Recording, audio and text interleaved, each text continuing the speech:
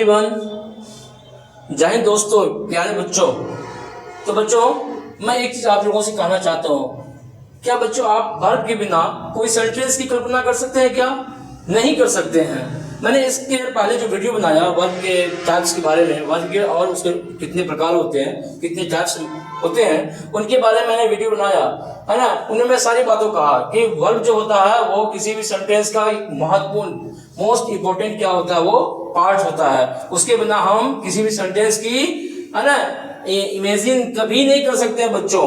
तो इसी टॉपिक पे मैं आज बात करने वाला हूँ। हाय एवरीवन, हाय मेरे प्यारे दोस्तों, मैं दिलीप सर आप लोगों का बीएन कॉन्सेप्ट क्लासेस में स्वागत करता हूँ। तो आइए मेरे साथ है ना आज कुछ हेल्पिंग वर्ब के बारे में आज हम लोग पढ़ते हैं। बाकी लिंकिंग वर्ब के बारे में मैंने बताया आप लोगों को, आज हम लोग एक्शन वर्ब के बारे में बताया। आज हम लोग पढ़ेंगे हेल्पिंग वर्ब यानी ऑक्सिलरी वर्ब क्या है, किसे कहते हैं, इन सभी चीजों के बारे में हम लोग बात करेंगे।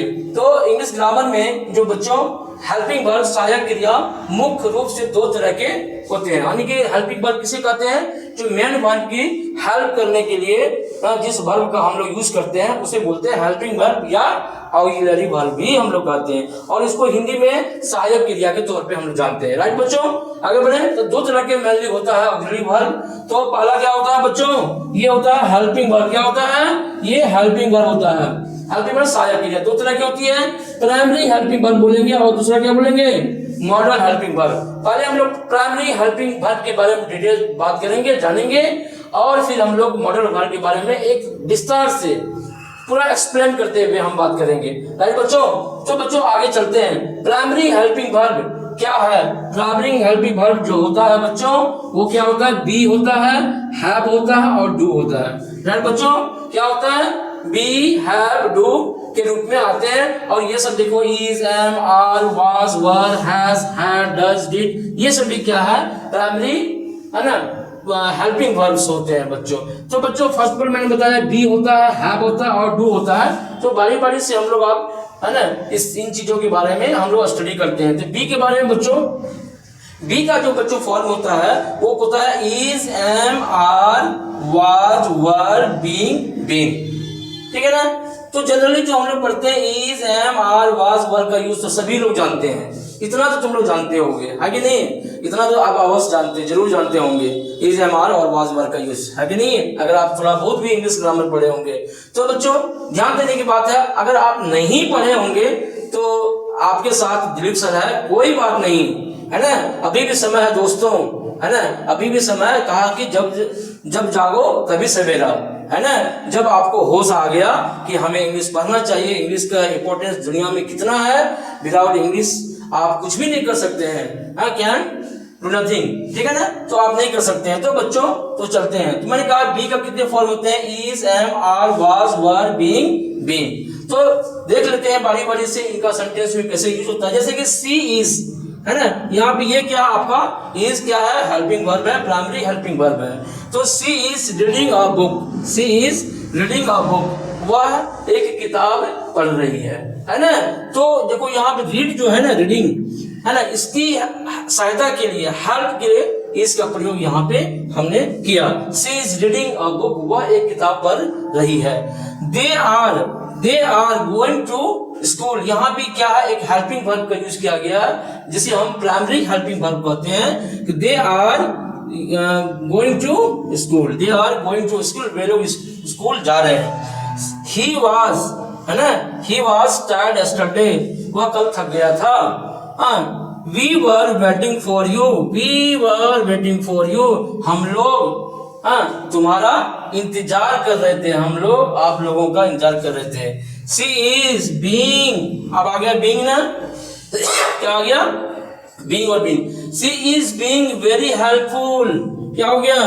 सी इज बीइंग वेरी हेल्पफुल, काफी वो मददगार थे, है ना, काफी वो मददगार, काफी मदद कर रहे थे, काफी मददगार थे। The house was being painted yesterday, The house was being painted yesterday. कल घर को पेंट किया जा रहा था, है ना। घर का क्या हो रहा था? पेंट हो रहा था। कल घर का पेंट किया जा रहा था। तो the house was being painted yesterday, है ना, घर तो कल घर का पेंट किया जा रहा था, पेंट हो रहा था, तो उसमें क्या हम लिखेंगे, the house was being painted. Actually ये जो सेंटेंस है ना बच्चों, ये पैसिव का सेंटेंस है। क्या है? पैसिव का सेंटेंस है। तो the house was being, being always क्या होता है, पैसिव टेंस में, है ना, यूज किया जाता है। हम आगे डिटेल पढ़ते हैं। तो the house was being painted. Being late, हाँ, is not a good habit.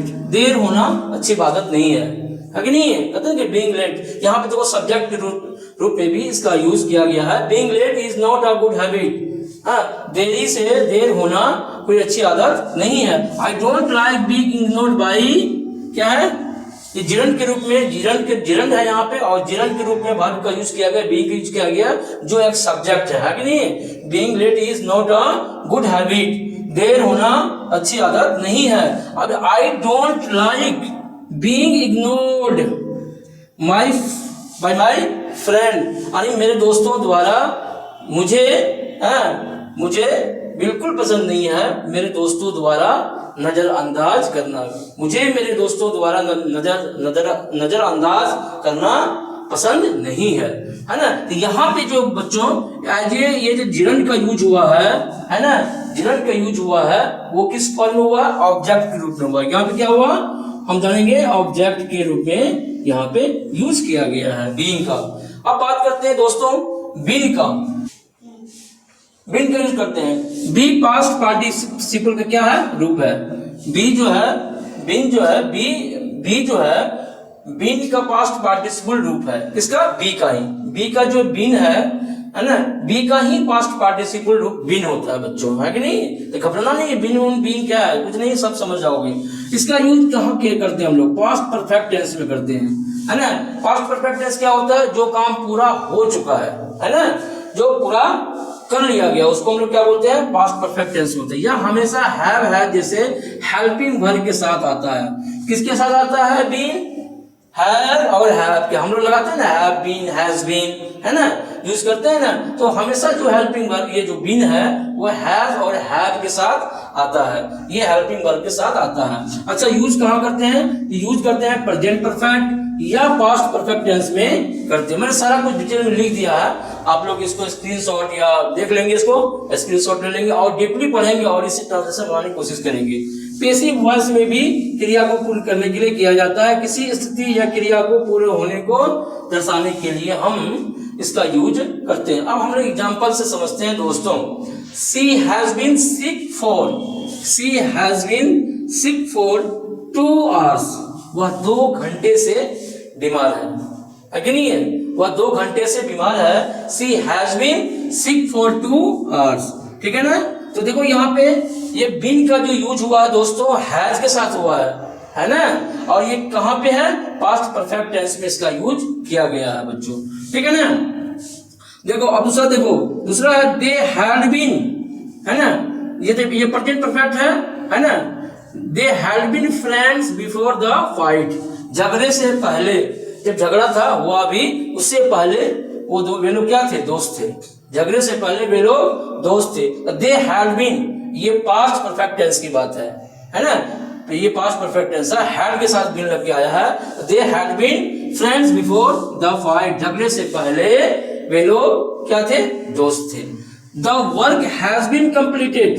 देखो, the work has been completed, ये प्रेजेंट परफेक्ट के रूप में यूज किया गया है। The work has been completed, काम पूरा हो चुका है ना बच्चों? तो I have been to Paris twice, मैं पेरिस 2 बार पेरिस जा चुका हूं। तो इसको हम सेंटेंस में क्या यूज करेंगे? आई हैव बीन, है ना, I have been to Paris twice. देखो काम पूरा हो चुका है।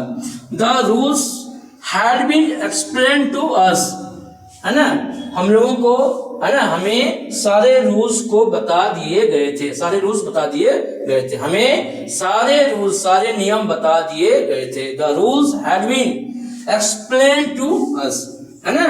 हाँ देखो, अब हम कुछ बात करते हैं क्रिया के जारी होने या पैसिव रूप को दिखाता है कौन? ये बीन, या अकेले नहीं आता इसके साथ इस MR बीइंग के बारे में बात कर रहे हैं बच्चों, है ना, बीइंग के बारे में, ये बीइंग के बारे में। है ना, बीइंग, अभी बता रहे बीइंग पहले, उसी के बारे में। बीइंग जो है ये क्रिया के जारी होने या पैसिव रूप को दिखाता है कि कोई काम जारी है, तब हम बीइंग का यूज करेंगे। और ये अकेले नहीं आता है, ये किसके साथ आता है, इज, एम, आर और वाज वर्ग के साथ। और बीइंग किसके साथ आता है, हैज और हैव के साथ लग के आता है। समझ गया, इतना अंतर जरूर समझ लेना, ठीक है ना, याद रखना। बीइंग वर्ब को कंप्लीट एक्शन को दिखाता है, कोई काम पूरा हुआ काम को दिखाता है बीइंग से, और हमेशा हैज, हैव, हैड के साथ लग के आता है, साथ आता है। ठीक है बच्चों, तो आज इतना ही है ना, ये मैंने पार्ट 2, इसको पार्ट 2 बोलो, और मैं कल फिर नेक्स्ट वीडियो में है ना पार्ट 3 लेकर आऊंगा। और फिर हम नेक्स्ट जो वर्ब बचा हुआ है ना, बी के बाद क्या है, अब हैव के बारे में हम लोग पढ़ेंगे, डू के बारे में पढ़ेंगे, ठीक है ना। तो वीडियो अच्छा लगा हो तो वीडियो को लाइक एंड सब्सक्राइब करना, है ना। अपने दोस्तों को बताना कि भाई एक टीचर है दिलीप सर, कुछ इंग्लिश मीडियम पढ़ाते हैं, थोड़ा बहुत अपने बेसिक नॉलेज लेना है तो बिल्कुल आप चलो, है ना। आप आइए, जुड़िए। अगर आप आसपास हैं हमारे तो हमारी कोचिंग को ज्वाइन कीजिए, ऑफलाइन क्लासेस ज्वाइन कीजिए, और नहीं तो आप ऑनलाइन तो हैं ही हमारे साथ जुड़े रहे, ठीक है ना। ओके दोस्तों, मिलते हैं नेक्स्ट वीडियो में, चलिए।